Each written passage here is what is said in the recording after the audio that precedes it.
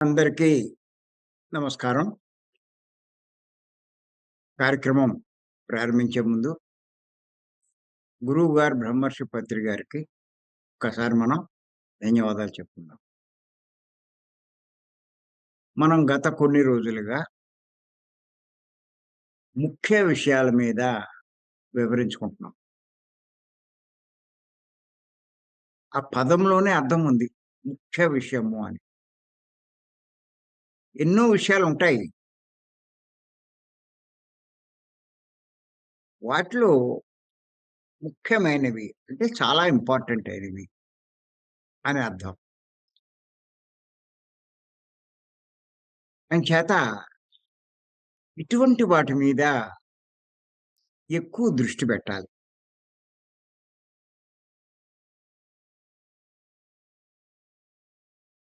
వాటిని అవగాహన చేసుకోవాలి. ఆచరణలోకి తెచ్చుకోవాలి. వాడు చాలా అదృష్టవంతుడవుతాడు.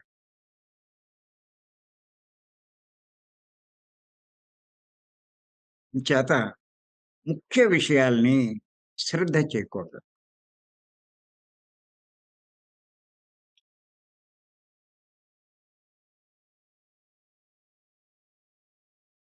ఎంత అవగాహన చేసుకుంటే ఈ విషయాల మీద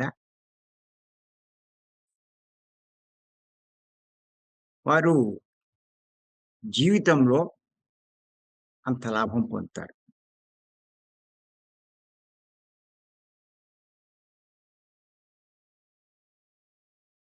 చేత ఈరోజు మనం తెలుసుకోబోయే ఇంకొక విషయం మీద చెప్పుకుందాం. వ్రాసుకొని చెప్తాను.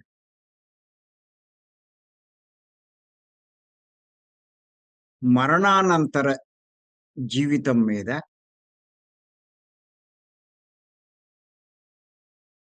ఎంత అవగాహన ఉంటే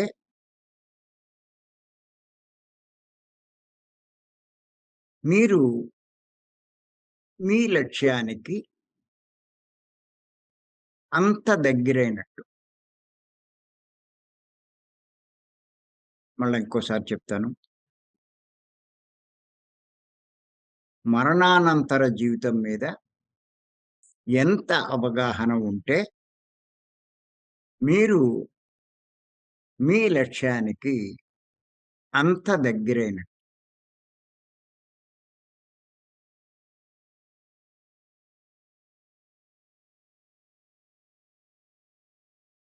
ఈ సందేశంలో కొన్ని పదాల మీద మనం కాస్త అవగాహన చేసుకోవాలి.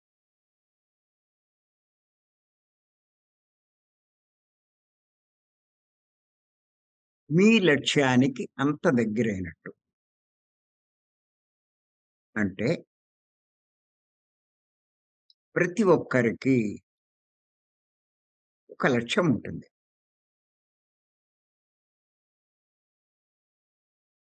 ఆ లక్ష్యాన్ని సాధించేదాకా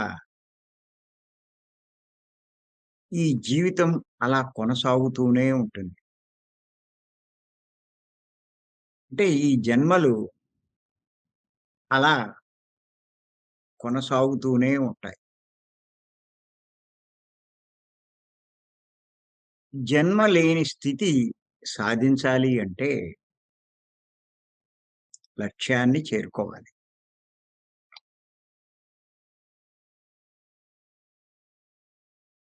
మరి ఈ లక్ష్యం ఎవరు తొందరగా సాధిస్తారు జీవితంలో? అదే ఈ సందేశంలో ఇవ్వబడింది. ఏమిటి ఆ సందేశం అంటే, మరణానంతర జీవితం మీద ఎంత అవగాహన ఉంటే అని. మరణానంతర జీవితం మీద ఎంత అవగాహన ఉంటే.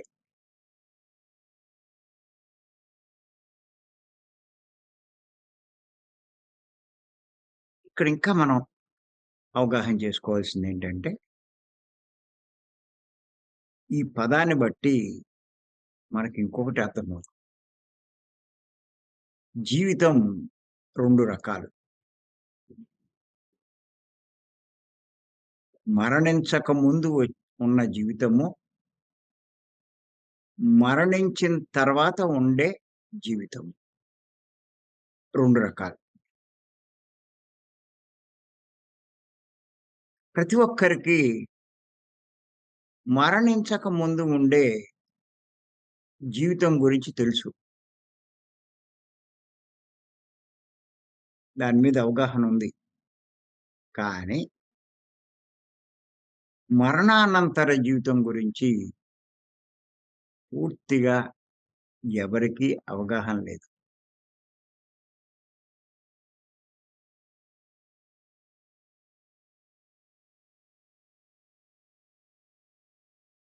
ఈ జన్మ లేని స్థితి అంటే మోక్షం, అంటే లక్ష్య సాధన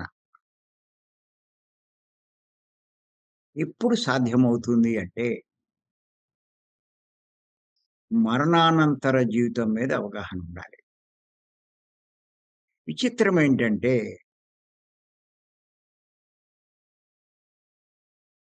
కొన్ని వందల జన్మలు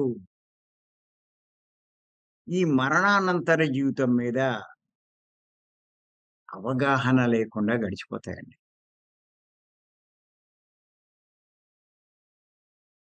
ఎన్నో జన్మలు.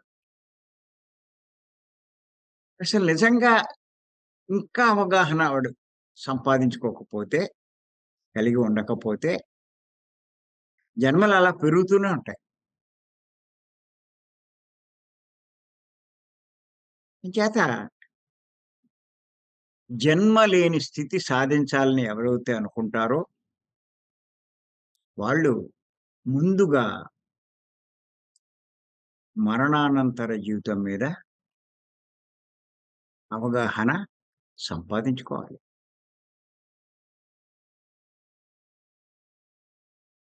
ఇంచేతంటే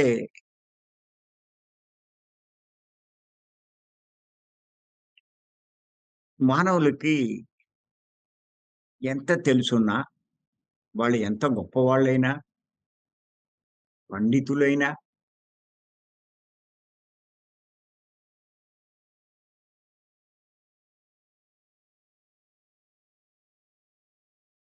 మేధావులైనా,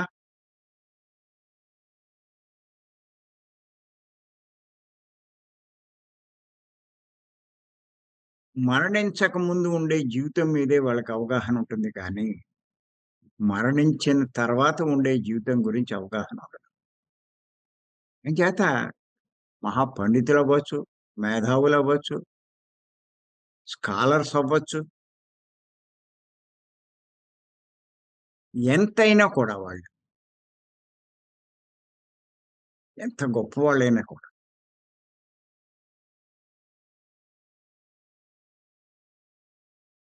ఆ లక్ష్యాన్ని వాళ్ళు సాధించలేరు. మోక్షాన్ని వాళ్ళు పొందలేరు. మరి ఎలా వస్తుంది ఎవరికైనా అంటే, మరణానంతర జీవితం మీద అవగాహన సంపాదించుకోవాలి. నేనందుకే నా క్లాసుల్లో ఎక్కువ దాని మీదే ఫోకస్ చేస్తూ ఉంటాను. మరణానంతర జీవితం మీద. మీకు కూడా నేను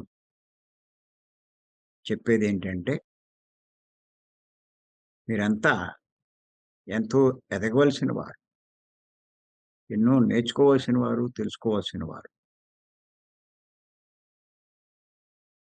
మీరు దీని మీద కూడా ఎక్కువ ఫోకస్ చేయండి. మరణానంతర జీవితం మీద. బాగా అవగాహన చేసుకోండి. దాని మీద స్టడీ చేయండి. నేనెన్నో పుస్తకాలు కూడా వ్రాసాను దాని మీద. అవన్నీ బాగా అధ్యయనం చేయండి. ఇంకా వీలైతే ఇంకా ఏమైనా తెలుసుకోవడానికి ప్రయత్నం చేయండి. ఎక్కడికి వెళ్ళినా మీరు ఇది కూడా ఒక టాపిక్ కింద తీసుకోండి. చాలామంది ఏం చెప్పాలి? ఏం చెప్పాలి? ఏం చెప్పాలి? అని కింద మీద పడుతూ ఉంటారు. ఏం అక్కల్లా. మీరు చెప్పే దాంట్లో దీన్ని కూడా ఒక టాపిక్‌గా తీసుకోండి మీరు. మీరు చెప్పే గంట, 2 గంటలు క్లాసుల్లో సునాయాసంగా, అనర్గళంగా మీరు చెప్పగలుగుతారు.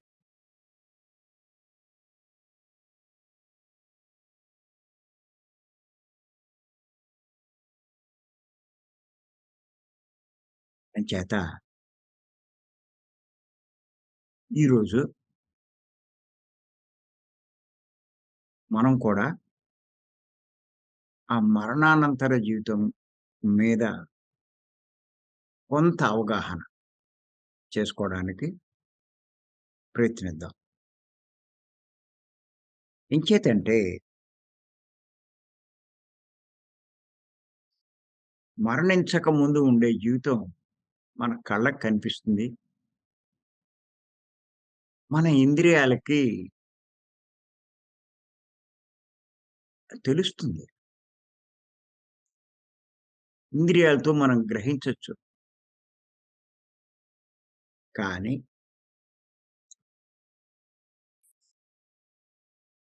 మరణానంతర జీవితం గురించి తెలీదు. అవగాహన ఉండదు. ఇంకా కొంతమంది ఏమంటారు? చనిపోయాక ఇంకేమి ఉండదనుకుంటారు. అంత అమాయకంగా ఉంటారు. మేధావులు కూడా అదే భావం.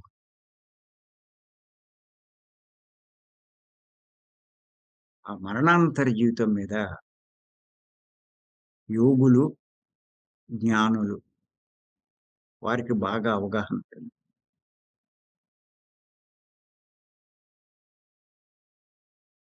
ఇంచేతంటే ఎందుకు తెలీదు అంటే కనిపించదు కాబట్టి. ఈ కళ్ళకి,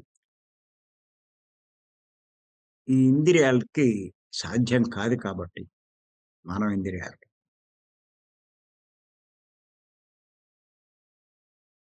ఇంచేతంటే కొన్ని విషయాలు చెప్తానిక్కడ. మరణించిన తర్వాత శరీరం ఉండదు. కానీ ఆత్మ ఉంటుంది.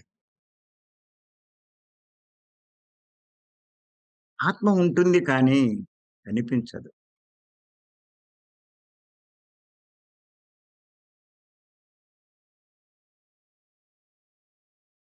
అంచేత ఆత్మ గురించి అంత అవగాహన ఎవరికీ ఉండదు. అలాగే మరణించిన తర్వాత ఆత్మ చేరుకునే లోకాలు కూడా కనిపించవు. ఇంచేత వాటి గురించి కూడా తెలీదు. అలాగే ఆ లోకాల్లో ఉండే మాస్టర్స్ కనిపించరు. అంచేత వాళ్ళ గురించి కూడా తెలీదు. చాలా మందికి ఉండే అభిప్రాయం ఏంటంటే, భూమి మీద ఉండే మానవులే మానవులు అనుకుంటారు. అంతే అనుకుంటారు.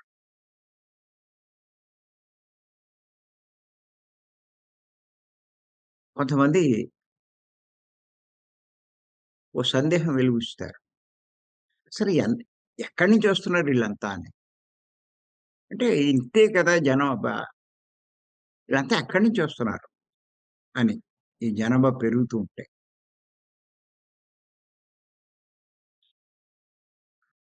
ఇంచేతంటే ఇక్కడుండేటువంటి మాస్టర్లు అంటే మానవులు. చాలా మంది ఉద్దేశ్యం ఏంటంటే, శరీరంతో ఉంటేనే మానవుడు అనుకుంటారు. శరీరం లేకపోయినా ఇంకా 6 శరీరాలుంటాయి.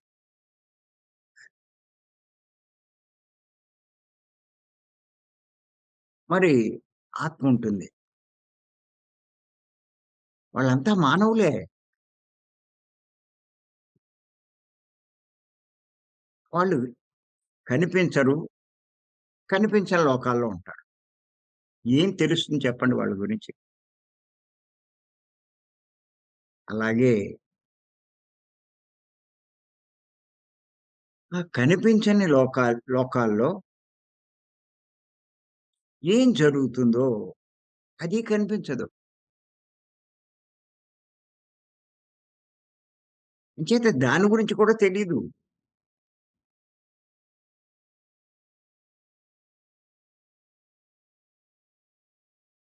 అక్కడేదో కౌన్సెలింగులు జరుగుతాయని, అక్కడ ఎన్నో నేర్చుకుంటారని, ఈ శరీరం వదిలిపెట్టి పైకెళ్ళిన తర్వాత మనమే ఇక్కడ ఎంతో మందితో సంప్రదిస్తామని, ఇయన్నీ తెలీదు. ఎందుకు అంటే కనిపించదు కాబట్టి. అలాగే అక్కడ జరిగే ఈ కౌన్సెలింగులు తెలియవు. ఎంచేతంటే అక్కడ ఎన్నో లోకాలున్నాయి. బాగా ఊర్ధ్వ లోకాలు ఉన్నాయి. అధోలోకాలు ఉన్నాయి. ఆ ఊర్ధ్వ లోకాల్లో ఉన్నవాళ్ళు, ఈ కింద లోకాల్లో ఉన్న వాళ్ళకి కౌన్సెలింగులు చేస్తారు. అంటే అవగాహన కల్పిస్తారు. వాళ్ళకి తెలియని విషయాలు చెప్తూ ఉంటారు. వాళ్ళ కర్తవ్యం ఏంటో వాళ్ళకి బోధిస్తారు. వాడు చేయవలసింది, సాధించవలసింది అయన్నీ అక్కడ బోధిస్తారు. ఇంచేతంటే భూమి మీద ఉన్నప్పుడు వాళ్ళు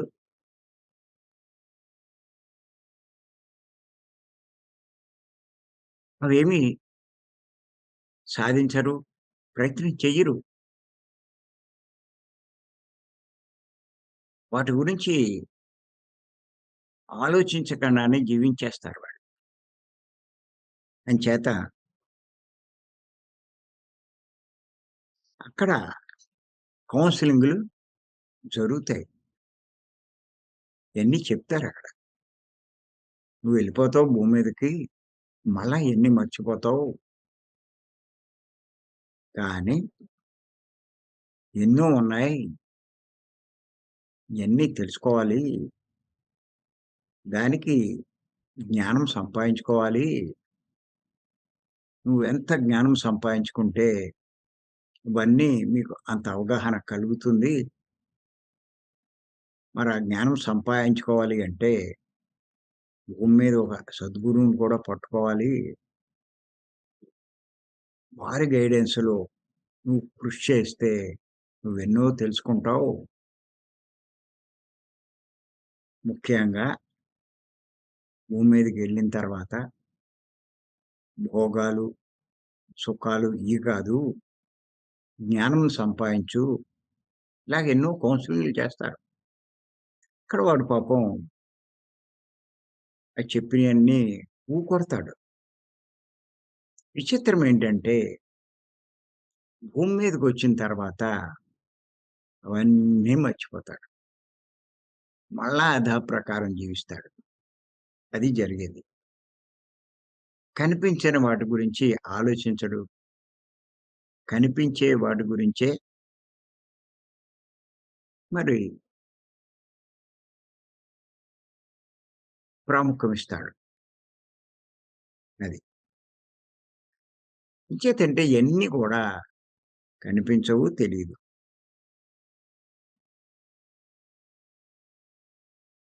అలాగే ఇంకో విషయం కూడా తెలీదు ఆడికి. మానవుడికి. ఏమిటంటే జీవించి ఉన్నప్పుడు ఈ మానవులు చేసే కర్మలన్నీ కూడా ఆకాశిక్ రికార్డ్స్‌లో రికార్డ్ అవుతూ ఉంటాయి. ఈ విషయం కూడా ఎవరికీ కనిపించదు కాబట్టి ఇవి తెలియవు. చూడండి, ఇక్కడ ఉదయం లేచినప్పటి నుంచి నిద్రపోయేదాకా అందరూ ఏం చేస్తున్నారు అంటే ఎన్నో పనులు చేస్తున్నారు. ఎన్నో కర్మలు చేస్తున్నారు.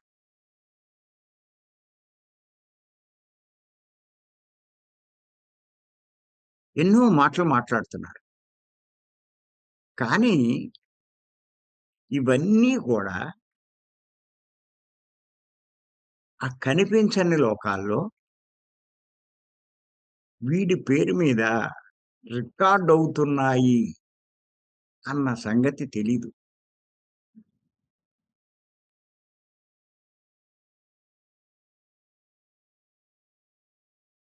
ఇంతేకాదు, ఈ రికార్డయినవన్నీ కూడా, ఈ కర్మలన్నీ కూడా ఏదో ఒక రోజు వాటి ఫలితం వీడు అనుభవించవలసి వస్తుంది అన్న విషయం కూడా తెలీదు. అందుచేత ఆ తప్పులే అలా కొనసాగిస్తూ ఉంటారు. అలా చేస్తూనే ఉంటారు.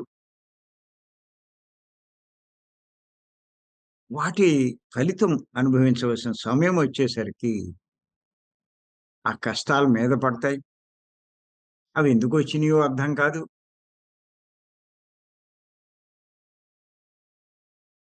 ఏంటి నా పరిస్థితి ఇలా అయిపోయింది. నా బ్రతుకు ఇలా అయిపోయింది. ఇలా జరుగుతుందేంటి నా జీవితంలో అని ఎంతో బాధపడుతూ ఉంటారు. ఎంతో బాధపడతారు.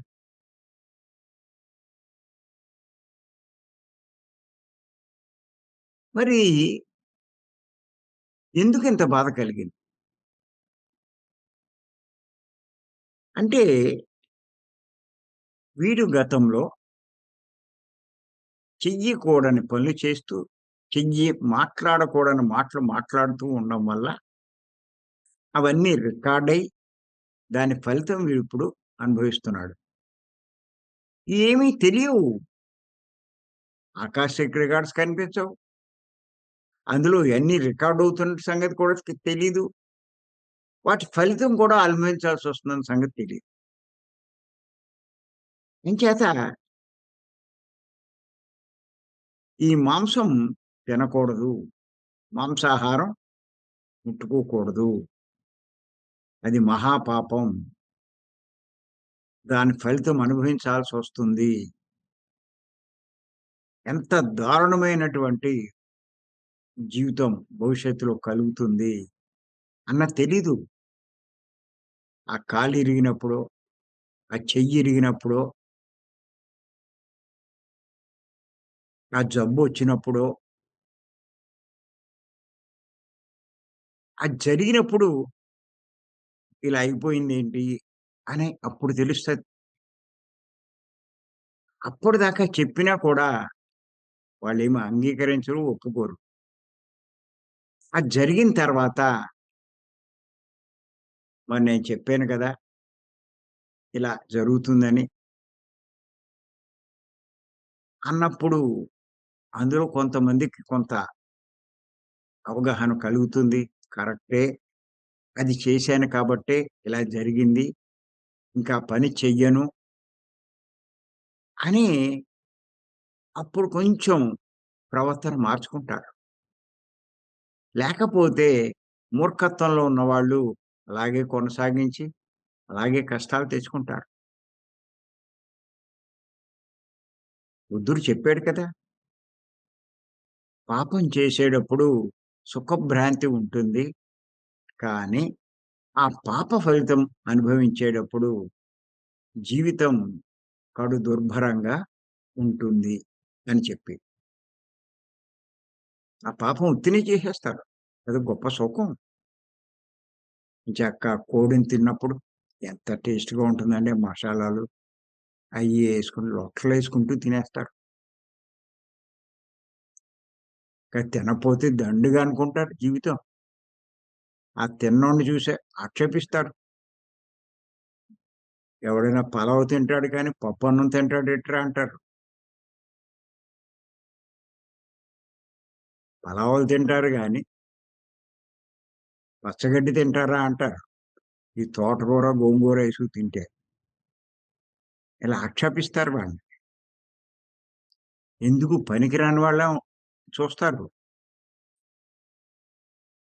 అలాంటి పనులు చేసేవాళ్ళని ఎందుకు పనికిరాని వాళ్ళ వాళ్ళు భావిస్తారు. అసలు మీరు మనుషులేనేట్రా అని కూడా అంటారు. కానీ తేలిగ్గా మాట్లాడతారు. ఆ కష్టం మీద పడినప్పుడు అప్పుడు అర్థమవుతుంది. ఇంచేత ఎందుకు జరుగుతుంది ఇదంతా? ఈ ఆకాశిక్ రికార్డ్స్ ఇలా కనిపించకపోవడం వల్ల, అందులో ఎన్ని రికార్డవుతున్నాయి అన్నది కూడా వీళ్ళకి అవగాహన లేకపోవడం వల్ల, ఇయన్నీ తెలియకపోవడం వల్ల ఆ తప్పులు చేసి జీవితాన్ని నరకప్రాయం చేసుకుంటున్నారు. మరి ఎందుకు ఇయన్నీ తెలియట్లేదు అంటే, వాటికి సంబంధించిన జ్ఞానం వీళ్ళ దగ్గర లేదు. వీళ్ళెంతసేపు డబ్బు సంపాదించడానికి ప్రయత్నం చేస్తున్నారు కానీ, జ్ఞానం సంపాదించే ప్రయత్నం చెయ్యట్లేదు.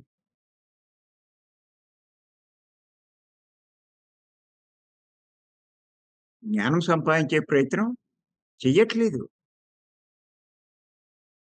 ఈ డబ్బు సంపాదించి, ఆ డబ్బుతో ఎంజాయ్ చేస్తున్నారు. ఆ కోళ్ళని, మేకల్ని. అదే జీవితం అనుకుంటున్నారు. ఎందుకు అంటే, ఏమి కనిపించకపోవడం వాటి ఫలితం. అంచేత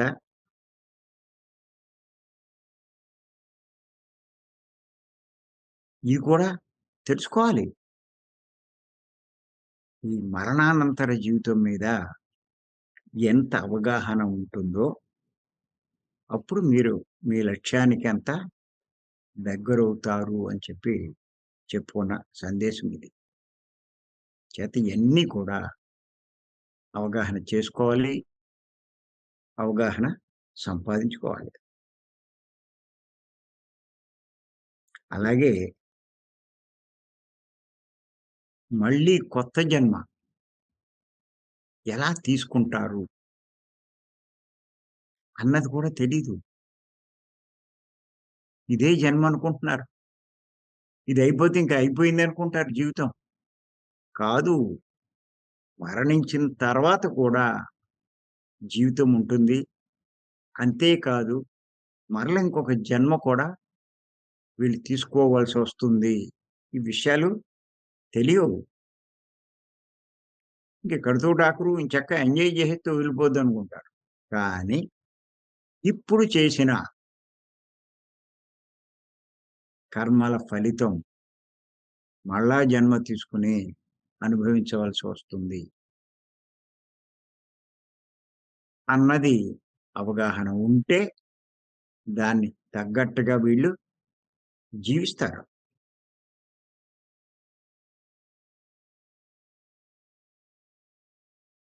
అలాగే వీళ్ళు మరలా జన్మ తీసుకునేటప్పుడు కొన్ని నిర్ణయాలు తీసుకుంటారు. అంటే భూమి మీదకొచ్చి ఏం చేయాలి అన్నది వాళ్ళు నిర్ణయించుకుంటారు ముందే. కానీ ఏం నిర్ణయాలు చేశారో వీళ్ళు చేసుకున్నారో కనిపించవు. తెలీదు. అందుచేత అవి తెలియకపోవడం వల్ల అవి భూమి మీదకొచ్చాక అన్నీ మర్చిపోవడం వల్ల వాటి గురించి పట్టించుకోరు. అవగాహన ఉండదు. అవేమి చెయ్యరు. ఎంతో నష్టపోతారు.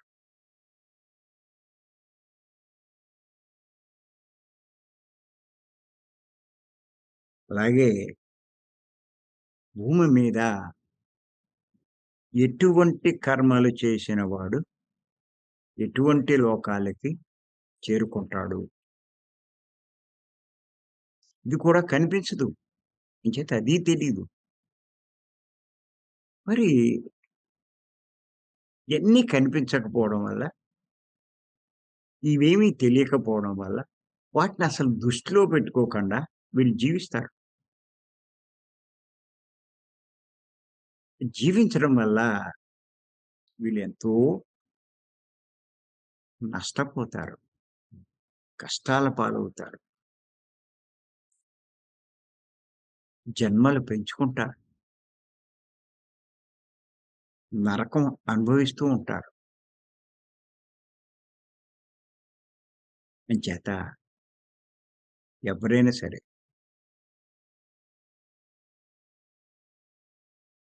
మరణానంతర జీవితం మీద అవగాహన ఉండాలి. అప్పుడే జీవించవలసిన విధంగా జీవిస్తారు. సాధించవలసింది సాధిస్తారు. వాళ్ళకి లక్ష్యమేంటో గూడా అవగాహన కలుగుతుంది. ఆ లక్ష్యం వైపు ప్రయాణిస్తారు. లక్ష్యాన్ని సాధిస్తారు కూడా వాళ్ళు. చేత ఇది చాలా చాలా ఇంపార్టెంట్ అండి. ఎవరైనా సరే. నా లెక్క ప్రకారం అయితే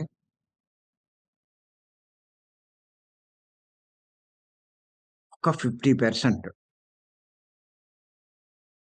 మరణానంతర జీవితం మీద అవగాహన కలిగి ఉండడానికి ప్రయత్నించాలి. కనీసం ఇప్పటినుంచైనా మీరు దాని మీద శ్రద్ధ పెట్టండి.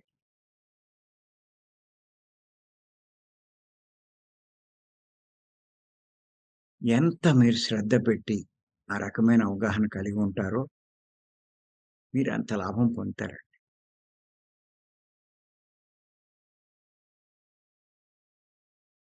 ఇంకెప్పుడు ఇదే రకంగా ఈ భూమి మీద ఉన్న జీవితము, ఈ కనిపించే భార్య, భర్త, పిల్లలు నా వాళ్ళు అనుకుంటూ వాళ్ళ కోసమే జీవితం అన్నట్టుగా జీవించి పైకెళ్ళాక తెలుస్తది. వాళ్ళకి నాకు సంబంధం లేదని ఆశ్చర్యపోతారు. అరే! ఎంత సమయం వేస్ట్ చేశాను అని. ఓహ్! వాళ్ళ మీద మమకారం ఇదైపోతారు. నీకు వాళ్ళకి సంబంధమే లేకపోతే ఎంత సమయం వేస్ట్ చేసుకుంటారు. ఎన్ని జన్మలు వేస్ట్ చేస్తున్నారు. అంచేత చేయవలసింది ఒకటి, చేస్తున్నదొకటి.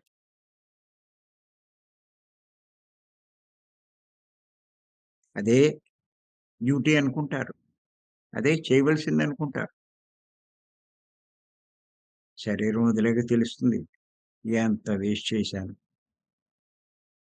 జీవితం అంతా ఎంత పాడు చేసుకున్నాను అని చెప్పి.